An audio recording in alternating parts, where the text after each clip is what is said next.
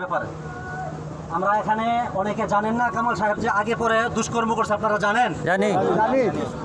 আমরা আরো কয়েকবার আগে তার দুষ্কর্ম, তার দুশ্চরিত্র কাজগুলা আমরা সহ্য করছি, ধৈর্য ধরছি, কিন্তু সর্বশেষ হচ্ছে কি, সে হচ্ছে তার বাড়ি হচ্ছে নোয়াখালী, মাদ্রাসা কোথায়?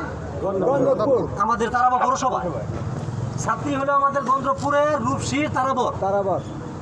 তার দুষ্কর্মগুলার ক্ষতিটা পড়ে আমাদের গন্দ্রপুরে, আমাদের রূপসীতে, আমাদের তারাবতে।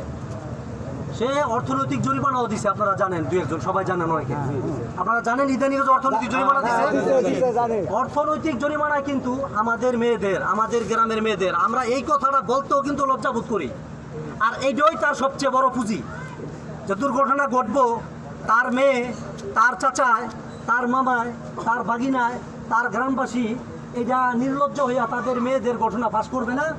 আর এইটারে পুঁজি করে রয়েছে এই মাদ্রাসাতে, এই মাদ্রাসা, ওই মাদ্রাসাতে আরেক মাদ্রাসা, ঘুরে ফিরে এইদিকেই থাকতেছে।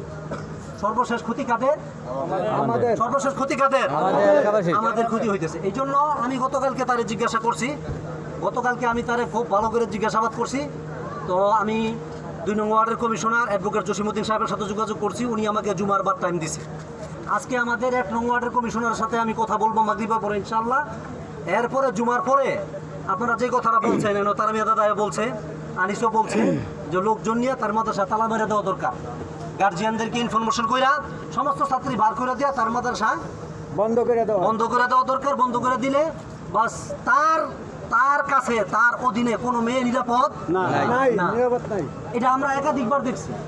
অতএব আমরা ইনশাআল্লাহ আগামীকালকে আপনারা সকলে, আগামী পরশু ইনশাআল্লাহ সকলে বড় মসজিদে জুমা পড়বেন। শুক্রবার দিন জুমা পড়লে আমরা অ্যাডভোকেট জসিম সাহেব কি বলেন, আমাদের 1 নং ওয়ার্ডের কমিশনার মনির আঙ্কেল কি বলেন, আমরা সেই অনুপাতে দাবি করব তার অধীনে কোনো মেয়ে কোনো নিরাপদ না, এটা বারবার প্রমাণিত হয়েছে। অতএব তার মাদ্রাসা বন্ধ করে দেবে। এই ব্যাপারে আপনারা সকলে রাজি আছেন? সকলে আমরা একমত থেকে জুমার নামাজ পড়বো, 2 কমিশনার সাহেবের সাথে যাব, এবং আমরা সবাই চেষ্টা করব যেন তার মাদ্রাসা বন্ধ করে দেওয়া হয়। গার্জিয়ানদের নিকট আমরা অনুসরণ দাবি করব। তার মাদ্রাসা যত মেয়েরা আছে, যাদের মেয়েরা আছে, যার ভাগিনী, যার ভাতিজি আছে, তারা যেন তাদের মেয়েদেরকে, তাদের সন্তানদেরকে এই মাদ্রাসা থেকে নিয়ে নেয়।